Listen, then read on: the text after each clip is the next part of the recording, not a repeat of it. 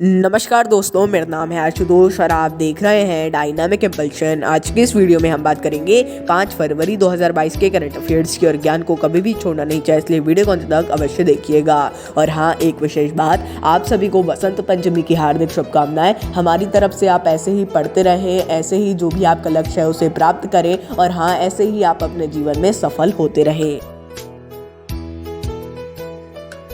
सबसे पहला प्रश्न है, हाल ही में किस राज्य ने one nation one ration card को अपनाया है? A Maharashtra, B Chhattisgarh, C Paschim Bengal, D Andhra प्रदेश।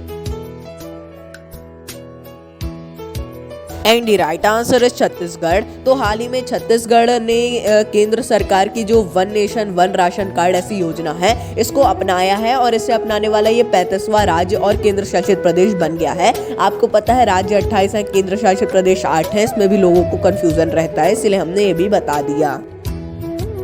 अगला प्रश्न है, भारतीय सेना के साथ किसने समझौता किया? A BDL, B BHEL, C NTPC, D none of above. And the right answer is BDL। तो हाल ही में भारतीय सेना ने भारत डायनामिक्स लिमिटेड यानी BDL के साथ समझौता किया है। इसके तहत जो गाइडेड मिसाइल है, मिसाइलों का निर्माण और आपूर्ति की जाएगी। अब भारतीय सेना और BDL मिलकर इसे करेंगे। आप BDL भी बोल सकते हैं और भारत डायनामिक्स भी बोल सकते हैं। अगला प्रश्न है, किस नदी के लिए भारत और नेपाल ने समझौता किया? ए नाबी नदी, बी गंगा नदी, सी महाकाली नदी, डी ब्रह्मपुत्र नदी।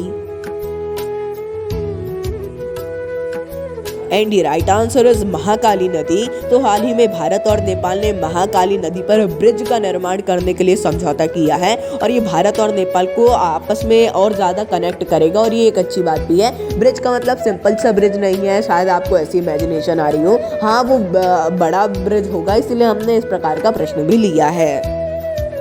अगला प्रश्न है, राष्ट्रीय इन्वेस्टमेंट और इंफ्रास्ट्रक्चर फंड के साथ किसने साझेदारी की? A IIT Bombay, B IIT Kanpur, C IIM Lucknow, D IIM Ahmedabad.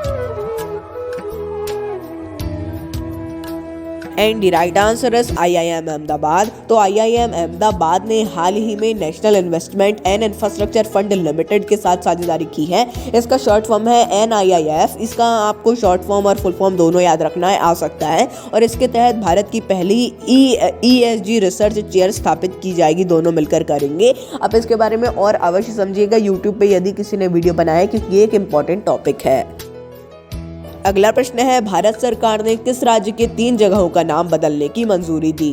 A Andhra Pradesh, B Madhya Pradesh, C Himachal Pradesh, D Rajasthan. And the right answer is Madhya Pradesh. तो हाल ही में केंद्र सरकार ने मध्य प्रदेश की 3 जगहों का नाम बदलने को मंजूरी दी है।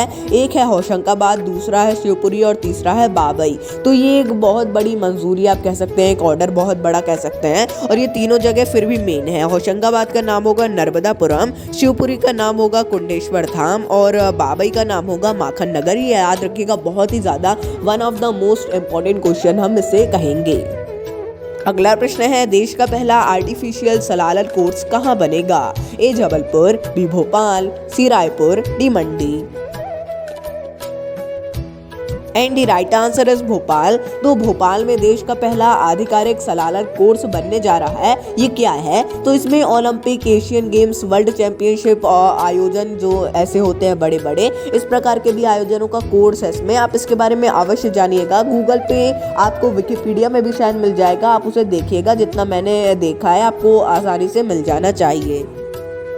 अगला प्रश्न है, विश्व में इस्पात का सबसे बड़ा उत्पादक कौन बना है? ए चीन, बी भारत, सी रूस, डी संयुक्त राज्य अमेरिका।